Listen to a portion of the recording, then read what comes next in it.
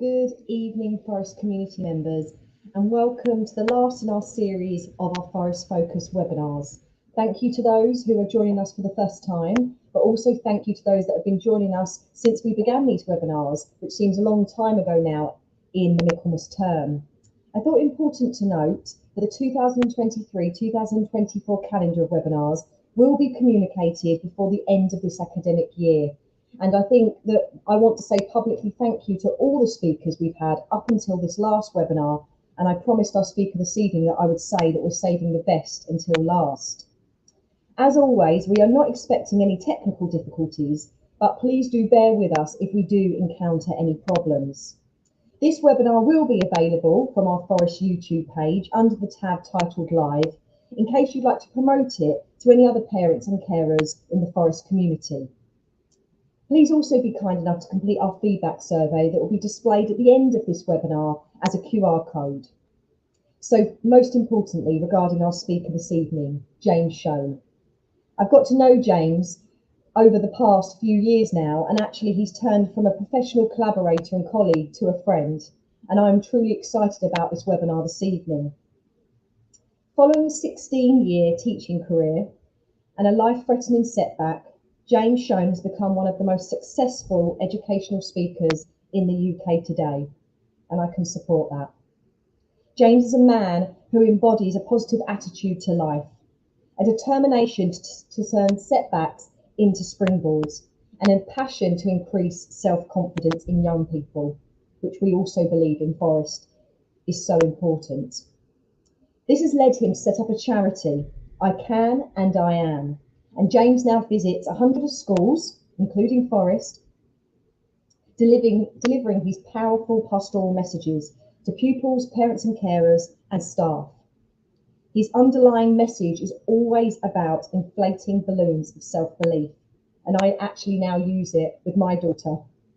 The charity also has a double-decker bus, which I'm really hoping can visit Forest one day.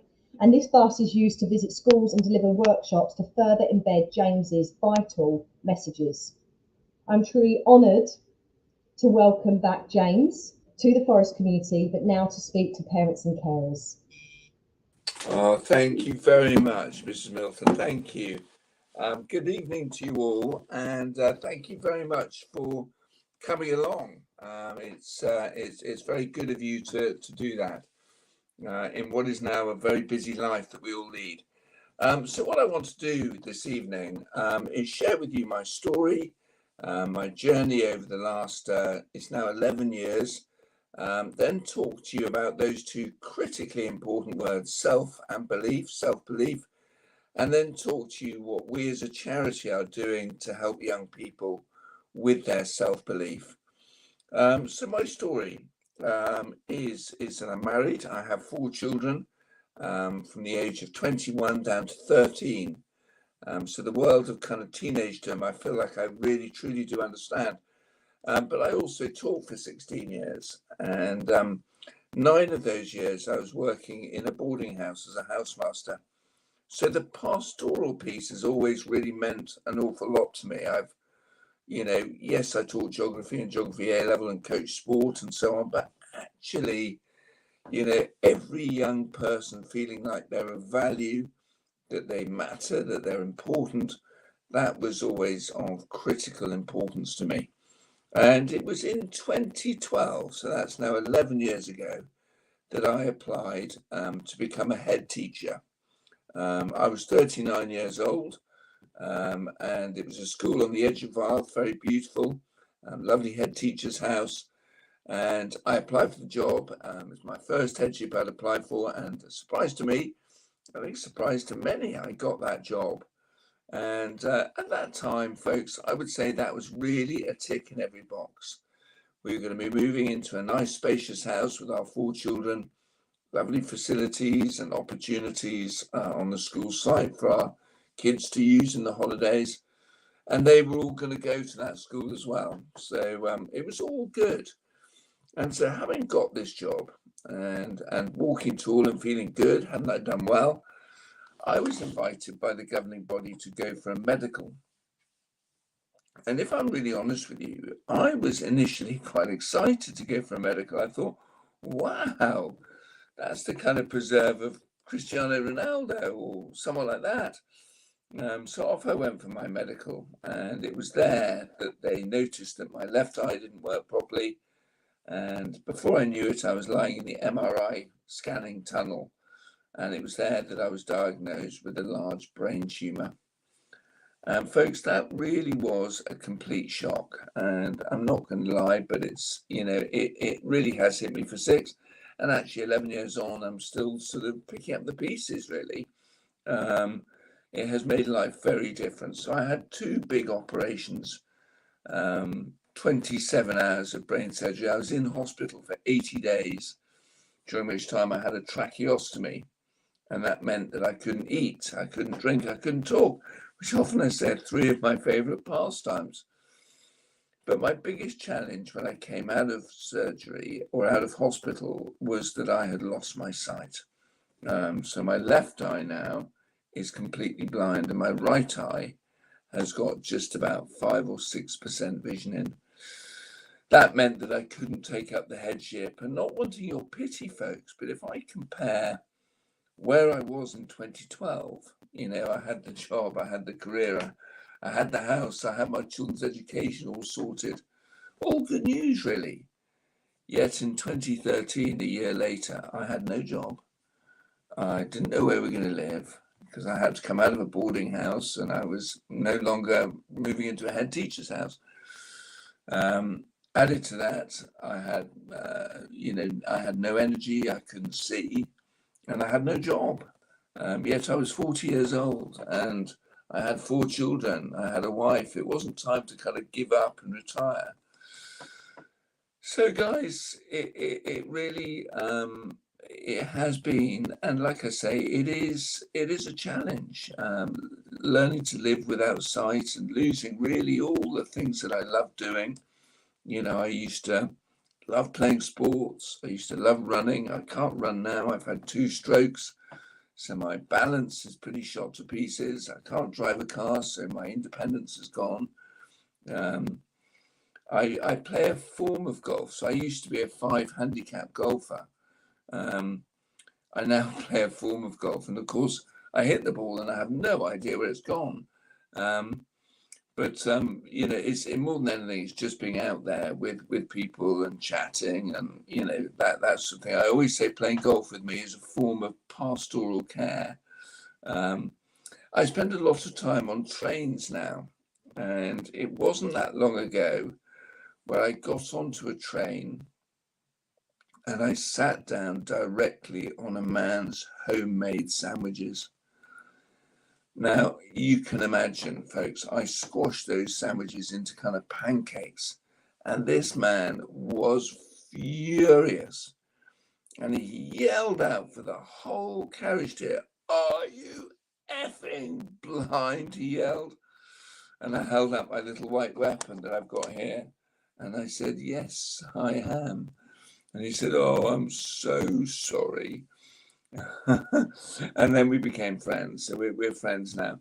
But one thing I've had to learn over the years is to laugh at yourself. I do make things wrong. I get it wrong.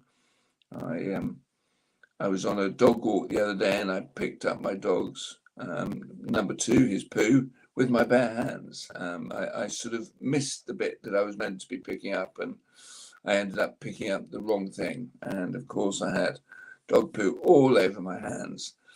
So I'm constantly doing the wrong thing.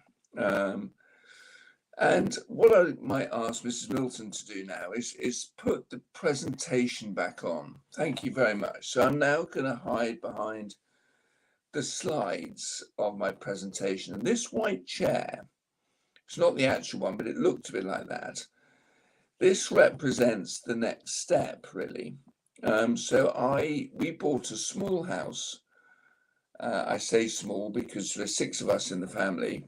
It was smallish, but it was on the edge of Bath, lovely city.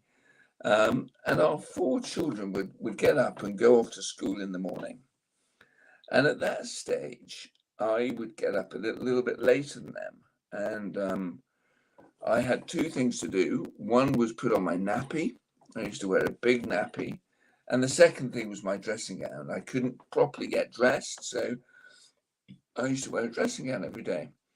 And then I would come down the stairs of the house on my bottom. I couldn't properly walk, so I used to come down the stairs on my bum. I'd get to the bottom of the stairs and I'd grab hold of the back of a door and the back sofa, and I'd get myself to my white chair. Like I said, it looked a bit like that. That wasn't the actual one. But I remember sitting in that chair, folks, and that's really where I was. I was 40. You know, I had 4 young children. I was meant to be a head teacher, yet I was sitting there like a retired 100-year-old. I couldn't watch TV or read a book or read a paper because I couldn't see. Basically, when I was in that chair, I would fall asleep, or I would drink tea, or people sometimes came to see me and asked me how I was. And, you know, usually the answer was not great, really. But I remember one guy coming to see me, and he played the role of a life coach. And he asked me this question. He said, "James, what's your passion?" And folks, that was a searingly powerful question. It kind of cut me to the core. And there inside me, there was still a flicker of a flame. And I said, my passion is to see young people like your sons and daughters, young people in today's world, believing in who they are, believing in what they can do. You see, folks, I feel like this world, if we go forward a slide now, I feel like this world of self-belief is a really challenged space. And on that slide there, I haven't tried to sexify it at all, but it's really just there as a kind of smorgasbord of all the different reasons why people have a very low level of self-esteem. You know, it might be the pandemic. Yes, the pandemic definitely caused problems. It might be the exam nature of school. It might be the different challenges of, I mean, school is very driven by the exam metric. Now, that doesn't suit everybody. But on the left-hand side, the top of that first column, it says 2 words, social media. Now, folks, that's the one thing that is around today that wasn't around 20 or 30 years ago when we may have been at school.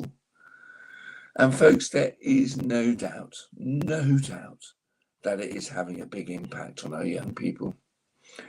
Why is that? Why is it having a problem? Why is it causing a problem? Because on the one hand, it's amazing that we're all connected and life is simpler and more straightforward. It's more fast flowing and free flowing. Great. But the reason why it's a problem for teenage people is that it's the principal platform upon which they're relating to one another. They're relating to each other on the platform of, it might be a Snapchat, it might be Instagram, and it's all the kind of look at me type culture. Look at me, don't I look buff? Look at my house. Look where I'm on holiday. Look at me.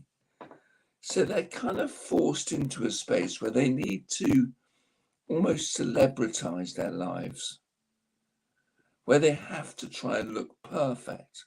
They can't on social media be open, honest, vulnerable, and share really what's going on. And let's think about what they're going through, guys. They're morphing from a child to an adult. That's what adolescence is. And that's a time, huge amounts of uncertainty and insecurity, and it's very much a reality because hormonally they're all over the shop. But now they do it in the competitive space of social media too. And this is undoubtedly causing young people problems. So how do we respond? If we go forward a slide, folks, this is where we use our balloon. Our balloon we use the balloon as a metaphor for how you feel about yourself. Now, a lot of young people have balloons a little bit like that left image, where it's deflated. It's deflated with a sense of, I'm no good, I'm rubbish, I can't. But an inflated balloon, like the right-hand image, it leads to two things that are a reality. One, we don't battle with our mental health. We don't battle with it. And two, we're resilient. You see, a deflated balloon is like a deflated car tire. And let's imagine, let's imagine being on a bicycle. That's a better example. Being on a bicycle, let's say the back tire is completely deflated. And you kind of don't know, and you go through a pothole, you then hit a curb, you go down a bumpy road. Now, folks, what's going to happen to the rim inside the tire if there's nothing protecting it? Well, it's going to get damaged. It's going to get impacted. And folks, in the same way, if our metaphorical balloons are deflated and we fail a test and we do badly in our exams and we get dropped from a team, we audition for a play, and the big game for them is likes on social media. And if we get no likes and there's a party and we're not invited to it, do you know what? It affects their sense of self. It wounds their psyche. So what I want to talk about in this presentation principally is, how do we see their balloons inflated? Can we go forward a slide, Mr. Milton? The first thing that I want to say to you all, though, is just how important you as mums and dads are. And the fact that you're here and you're listening to me, that's an indication that you're already a pretty committed mother or father. So I say well done to that. But I think that really they have got pressure on them in today's world. There'll be academic pressure, all schools. I'm sure Forest is no different. They put pressure on children to perform in the classroom. And then they have pressure to perform on social media too. So I think more pressure from us as mums and dads, I'm not sure if that helps. I think that can be the thing that breaks the camel's back. So I would say that actually our job is to unconditionally and completely love our children to bits. I really mean that. I think that, when they come back from school at the end of the day, there's sometimes a sense of, come on, knuckle down, on with that. But let's allow them to offload. Let's allow them to share. Let's allow them to, occasionally make mistakes. It's okay. I always say mistakes are great, great learning opportunities. We can talk about that a little bit later on. But please understand, mums and dads, that you are key. So how do we inflate their balloons? If we go forward a slide, please. So guys, there is a very simple little acronym of I CAN. So we're going to look at each of those blocks. The fact that they're all individually unique, we're going to talk about. The fact that the challenge of moving forward, that inflates our balloons. Our attitude affects our balloons, and feeling like we're needed and belong, that inflates our balloons too. So let's kick off with I. Thank you, Tash. Thank you. We are all individually unique, and that's what they need to know and understand. The best schools celebrate individuality, celebrate and make a big, exciting kind of yay when there is diversity in the year group. The worst schools homogenize and require you to be like this. And I always say to young people, let's learn to really appreciate one another as being different. So I look at two things here. If we go forward a slide, please. The first thing I look at is the Howard Gardner multiple intelligence theory. He says this: don't ask how intelligent is your child, but ask how is your child intelligent? Now, what that is saying, folks, is that all our children, and indeed us, we are all intelligent. Now, I found that out a year or two before I had my tumour and so on. And it changed me as a teacher. It changed me with that sense of my job is to try and work out where young people, where they are intelligent, rather than just dwelling on, oh, they're not good at logic or maths or science. Where are they intelligent? Let's have a look. So if we have a look at that slide, that's the 9 different intelligences that Howard Gardner talks about. And it's interesting as we look at that slide, not all of them are related to the academic disciplines we do at school. So we shove them through this program where they, it's not changing really. We look at chemistry like we did years ago. We look at maths like we did years ago. We look at all these different disciplines, and some kids find it really challenging. And that doesn't mean they're stupid, but we're all different.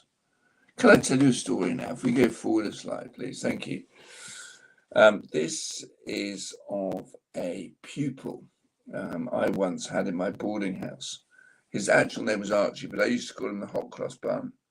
Now, the hot cross bun, Archie, he was dyslexic, so he battled a bit in the classroom. He was dyspraxic, so sport was no let up. It was still a really big challenge. He wasn't artistic, he wasn't dramatic, he wasn't musical. So the 5 traditional routeways or conduits through school, dear old Archie couldn't do any of them. So if we imagine a day in his life, let's imagine he goes to English, first lesson on a Monday morning. He's asked to read a poem out loud. And like I said, he's dyslexic. He finds reading out loud really challenging. The next lesson is history, and he gets some homework back. He's not done very well in it. In fact, the teacher told him off.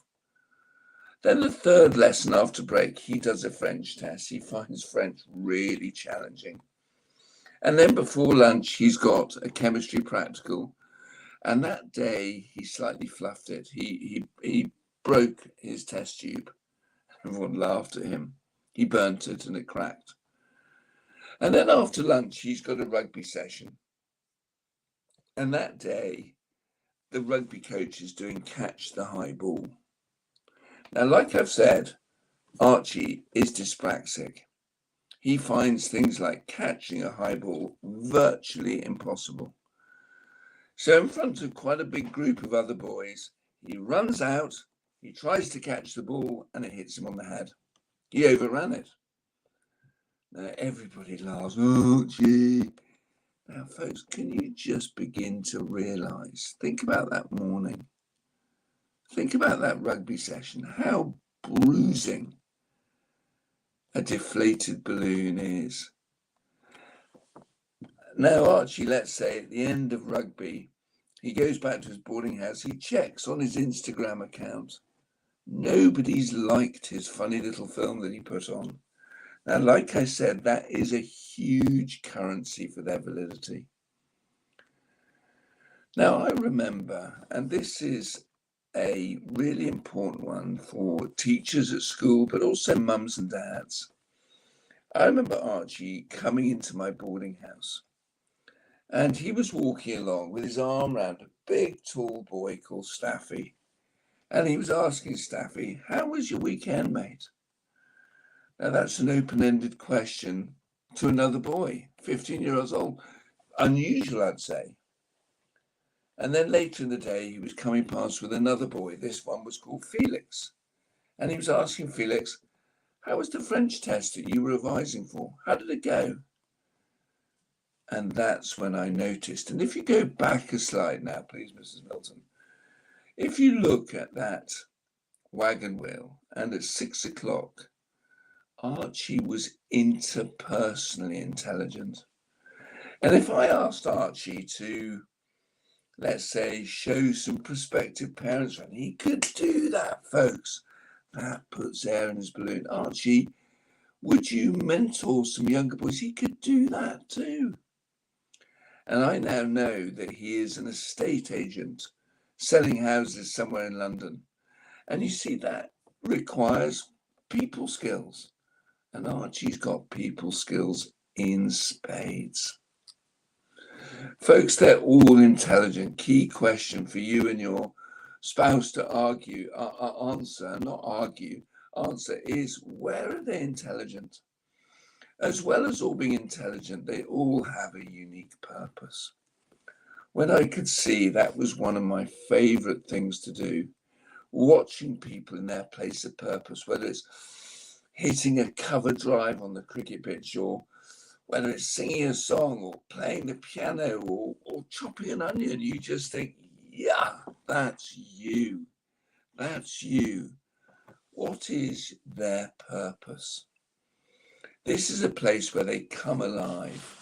And I get excited when I go to schools like Forest and I kind of hear of the opportunities that are available. Let's use these opportunities to try and work out where they come alive. I always say playing computer games non-stop, that's not really a kind of purpose. Now, coding might be, or there is a computer purpose, but other things, it might be, I don't know, it could be adventure, it could be mending things, making things. I always tell the story of Bear Grylls, who aged 15, he battled with school. He battled. He wasn't as academic as many boys. He wasn't as sporty as many boys. But when he was climbing on the cliffs of the Isle of Wight, that was when he realized, this is what I love doing. So I always say to mums and dads that we should use those suppers, when you sit and you talk to your spouse. Now, I'm guilty of this, and you can say, they need to work on, they're behind with their French, they've got a big test tomorrow, We treat them a bit like academic robots. But like I always say, they're human beings with potential. So what is their purpose? Where are they intelligent? I think that yields a really valuable chat. I'm now going to show you a short clip from the late and the great Shane Warne. Thank you, Tash. You were comparatively late coming to cricket. When you were a kid, you were more into AFL and tennis. What prompted the switch? Them writing me a letter saying you're not good enough. For AFL? Yeah, and St Kilda Footy Club, I got a letter saying your services are no longer required at the club. We wish you good luck for the future. And I'm like, that's my dream. I was shattered. How old were you? 18, turning 19. And I was like, okay, I've been to Moorabbin TAFE and done accounting, and that didn't really grab me. I delivered beds for 40 Winks, that didn't really grab me. So doing all that, I delivered pizzas on a Friday night, so I thought, I've got to be good at something. And I realised that everyone is good at something. You've got to find out what you're good at. I was good at bowling leg spin, so as you say, I was a late developer, but I worked pretty hard to try and be the best version of myself I could be. And I think I got there. How much do you think the sting of that rejection from St Kilda has driven you throughout your career? My life, in everything. Being told as an 18-year-old that you're not good enough, you can go two ways, I reckon. You can get determined, which is what I did, or you can sort of say, this is all too hard and blame everyone else and become a victim and just fall off the wayside. I think I know a lot of people that were very good at sport, but got caught up with the wrong people or were told they're not good enough and they couldn't handle that, so they just fell away.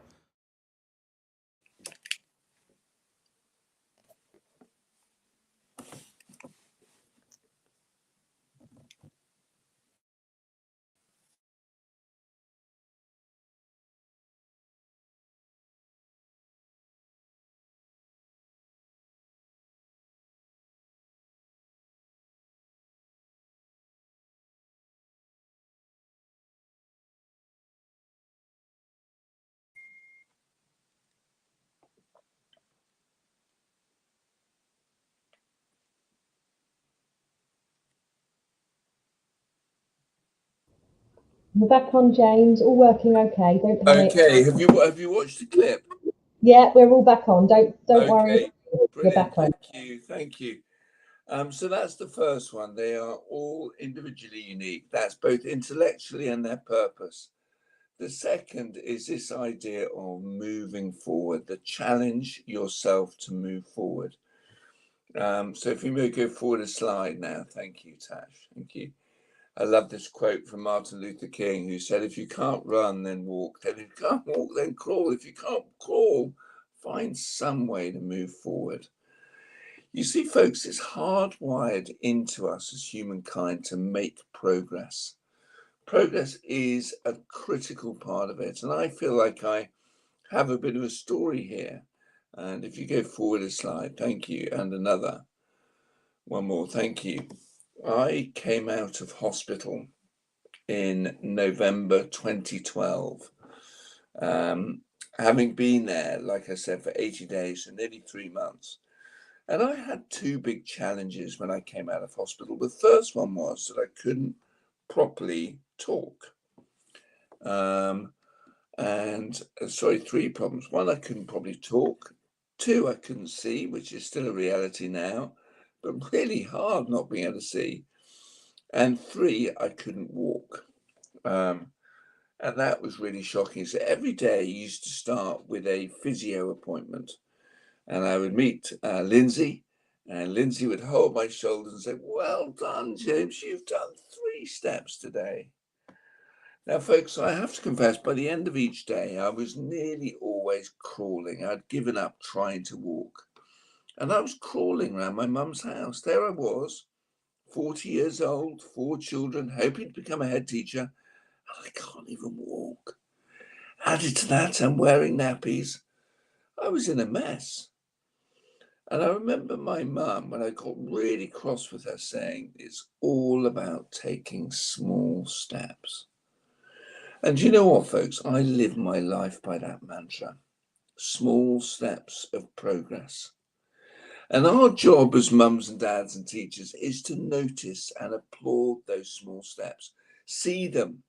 And with a sense of, well done, I can see that you're making progress. Well done. And it can start with the really small things like, they've got to tidy a room, or they're helping out with house chores more, to the bigger things like they're working harder, or they take themselves off to learn their lines for a play. They're really motivated. Progress, folks, needs to be observed. And we need to notice it. I often say the word notice is one of the key pastoral keywords, is noticing everything. Because if somebody's got a deflated balloon, that empty bass praise, you're a champion, you're the best, that counts for nothing. But if you say, I noticed, I was watching, that really counts for something. So folks, from a position, if you go back, from a position of not being able to walk, I was able on the left to row down the River Thames, 132 miles. I cycled in the middle from Bath to Big Ben in London. And last year we did quite a big row from Ilfracombe in North Devon to the Mumbles in South Wales. Folks, I just want to say to you all that we mustn't let our children say, I can't do it. But it's I can't do it yet, and small steps. Now, what I will say with my hand held high, it works. That idea of a growth mindset, it works. I sometimes show a clip here, and we're not going to do it tonight, but this clip is of a deaf lady. And the deaf lady sings a lyric in her song. She says, the only thing that gets in my way is me. And I'll often say to young people, I'll say, we mustn't be our own worst enemies. In today's world, which is undoubtedly a challenging one, we want people to have that idea of I can't do it yet, and small steps. Progress counts for something. So the first thing is that we're all individually unique. The second thing is the challenge of moving forward. Now, the third is, thank you, Tash, is all about having an attitude, a positive attitude. And like I always say, our attitude is our choice. Nothing to do with being gifted or talented. It's our choice. And if you go forward a slide, our attitude affects our level of hope. And hope, I think, is the most precious word in the English language. That's what we need to be giving our young people. A sense of hope, a sense of purpose, a sense of clarity. And a good positive attitude is all about hope. Now, I do mentor quite a lot of young people, and I will notice that their hope is lost. If we go forward one, please. Their hope is lost when they have a setback. But as the slide says there, I believe that setbacks, drawbacks, things going wrong can be springboards. They can really, really accelerate our learning. But what we need to teach our children is to reflect on why something went wrong and then refine themselves. But too often what happens is we ruminate on it and then we define ourselves. So in my case, I ruminate on being a blind man and I define myself as I'm James and I'm blind. But I always say to young people, we've just got one go at life. And our one go, surely we want to reflect and then refine and move forward. And where do we move forward to? Next slide, please. We move forward to that place where we dream dreams. I love it when I meet young people who have a dream. I would love to fly a jumbo jet. I would love to be in the army and have adventures. I would love to dive to the bottom of the ocean. But sometimes people say, but I need the grades. And I'll say, you're not an academic robot. You're a human being. And what matters most is your attitude. And on the subject of attitude, I don't think there's anyone better in the world than this little picture here. If we go forward a slide, please. Thank you, Tash. This little man, he is little because he's got no arms. He's got no legs. Really, what I would describe as an unimaginable journey. Let's just watch this.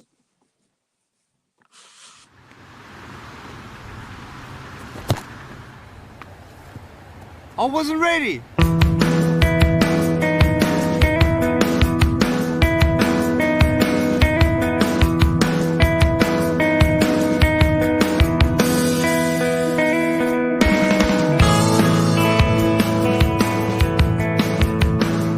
I have no arms and no legs, but I'm very thankful that I have my little chicken drumstick here. People freak out when they see me for the first time. It's so cool. I was at a water slide all by myself. Everyone obviously at the bottom of the slide is looking up and waiting for other people to come down, and here I come and they're freaking out. They're like, you know, like this. And I was so tempted to look at myself and go, what happened? You know? And there were times where I sort of looked at my life and thinking, well, I can't do this and I can't do that. And you keep on concentrating on the things that you wish you had or the things that you wish you didn't have. And you sort of forget what you do have. And there's no point, I believe, in my life where I wish I had arms and legs, I wish I had arms and legs, I wish I had arms and legs, because wishing won't help. But what I've seen in life are just a couple key principles, and the first thing that I've seen is to be thankful. It's hard to be thankful, man. I tell you, when I was 8 years old, I sort of summed up my life and thought, I'm never going to get married. I'm not going to have a job. I'm not going to have a life of purpose. What kind of a husband am I going to be if I can't even hold my wife's hand? It's a lie to think that you're not good enough. It's a lie to think that you're not worth anything.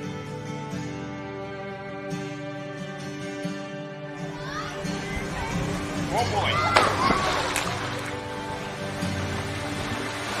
Woo! It's freezing. I can't feel my hands.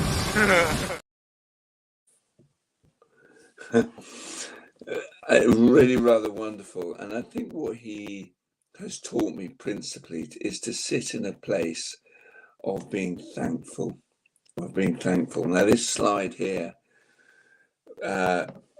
basically the point is that I've still got 50% of my tumour in my head. And once a year I need to go and have an MRI scan. And it was a few years ago that I was sitting waiting for my annual MRI scan, and my surgeon, the man that operated on me, walked past, and it freaked me out, folks, because he remembered who I was. "Hello, James," he said.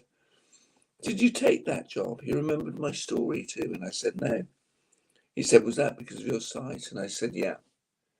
You can't really be a head teacher when you can't see." And at that point, I'd fallen into that place of poor old me, the pity party. And then he tapped me on the shoulder quite commandingly, and he said this. He said, "James, to see you able to walk and talk is a miracle." And folks, I feel that we can look at life in one of two ways. We can look at it like the left-hand slide, the mountains, they're insurmountable, it's cold, it's dark, it's bleak. Or we can look at it in a different way. We can be thankful for things. We've always, at any time, I know the weather's beautiful at the moment, but at any time we've got things to be thankful for, that we've got clean water, that we've got clothes, we've got food. We've got. And I always say this to kids. I said, I feel like I walk down a fine line. And if I look one way and think, "Oh, I'm blind," I sink into a hole, and it's lonely there. It's scary there. I'm on my own there. Or I can look right and think, "Do you know what I'm thankful for? I'm thankful that I do have. I'm thankful that I can do." So the third is this whole idea of our attitude. And I think the ultimate attitude is one of choosing to be thankful. And I always say to young people that thankfulness is probably the thing that has helped me journey through these last 10 or 11 challenging years. And now that moves us on to the final pillar. And this is finding places where we belong and feel needed. If we go forward a slide here, it was Mother Teresa who once said that belonging is as important as air that we breathe for human beings. We need to belong. We need to accept one another. That's what we need. And in Forest, year 8, year 9, year 10, there's a rich diversity of young people, some sporty, some musical, some academic, some not. I mean, maybe like Archie, they can't quite work out what it is that they can do or they're good at. But we've all got something. And if we go forward 2 slides, please, Mrs. Belton. I think that this is the way that we can address that sense of being needed, is to encourage our children to encourage each other, is to work in a culture that offers mutual encouragement. Now, I know that in a football team, there is often encouragement. There's often encouragement in sport, in netball or cricket or whatever.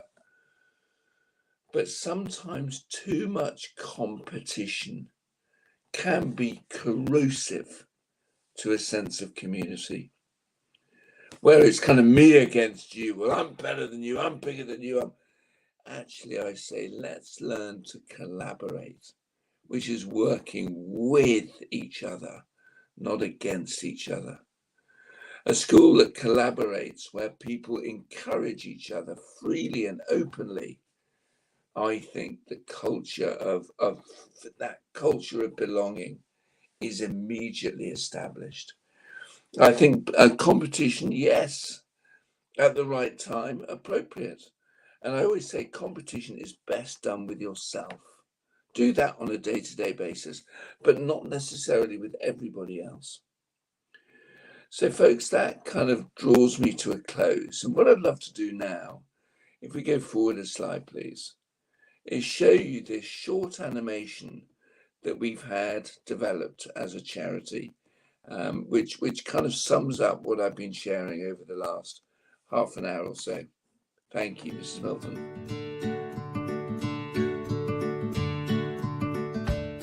A few years ago, life threw me a curveball. At 40 years old, I had just got my dream job as a head teacher when I was diagnosed with a brain tumour. 27 hours of surgery later, I was almost entirely blind. To this day, I struggle daily with sight loss, balance, and fatigue. This journey taught me a thing or two about having self-belief when things get hard. Think of self-belief like a balloon inside you. When your balloon is deflated, your self-belief is low. You might feel like you don't have value, but when it's inflated, you feel good about yourself, and your mental well-being is healthy. Having a well-inflated balloon doesn't mean you won't ever fail, but it gives you the resilience to bounce back. These are 4 simple ways to help you inflate your balloon. First, appreciate your uniqueness and your strengths. Try not to compare yourself to others. We aren't all built to be the best at exams, music or sport, but everyone is intelligent in one way or another. Find where you are intelligent and use it. The second lesson is to move forward. As human beings, we are hardwired to make progress. Ignore the voice that tells you that you're no good or you cannot do something. Maybe you can't do it yet, but abilities are not fixed. Small steps forward make a big difference. Thirdly, know that you belong. Whether it's with friends, at home, in clubs, school or elsewhere, you're part of something bigger than just you. Spend time in a place where you can be yourself. Finally, have hope. You can choose to be hopeful about the future. If setbacks happen, don't let them define you, but refine yourself and improve. Set yourself goals and dream big dreams. Above all, remember that a positive attitude is your choice. Be thankful for what you do have and can do.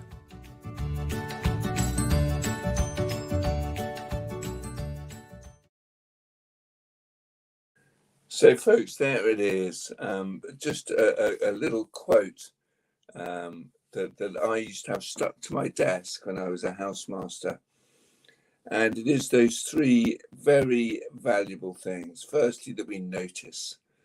And noticing means that we are able to offer evidence-based praise. Now, like I say, if someone's balloon is deflated and we offer just, you're the best, that doesn't count for anything. But if we say, I saw you, I heard, I noticed, I was watching. And then I always say, correct occasionally. And really there are 2 things here. I think the first thing is that letting them make mistakes is letting them learn some valuable lessons. But the second thing is too much correction can kind of exacerbate, frustrate and corrode that sense of valuable relationship with your children. And then the final line there, it says cherish the brethren. Well, in today's parlance, to our children, it's just that line, love them to bits. Like I said at the beginning, that sense of unconditional, complete love. They need that in today's world. And then if we go forward a slide, please. So there are the 4 words that I used, or the 4 ideas of how we inflate their balloons of self-belief. Firstly, them recognize where they're intelligent, what their purpose is, and sure enough, when they're in those spaces, their balloon will inflate. We love doing things that we can do. We love doing things that we enjoy doing. Challenge to move forward. And when those small steps of progress are noticed, air goes in their balloons. That third piece is the attitude. And I think an attitude of gratitude is something that we can teach all our children. And then that final piece of feeling needed, feeling like we belong. Let's teach our children to encourage others rather than always knocking people down. And the final slide, thank you, Mrs. Milton, is the way that we can remain in touch. And those are some of the different ways that we can do it. I think that sometimes, our blogs, I try and do a blog every week or 2. And it's to encourage us all in that space. It's not a frightfully erudite blog of sort of 10 pages. It's about 10 lines, and it's to encourage us all in that space of teaching our kids that they are truly of value. Thank you very much once again for coming in and listening, and I hope I've shared something of value with you this evening. Thank you.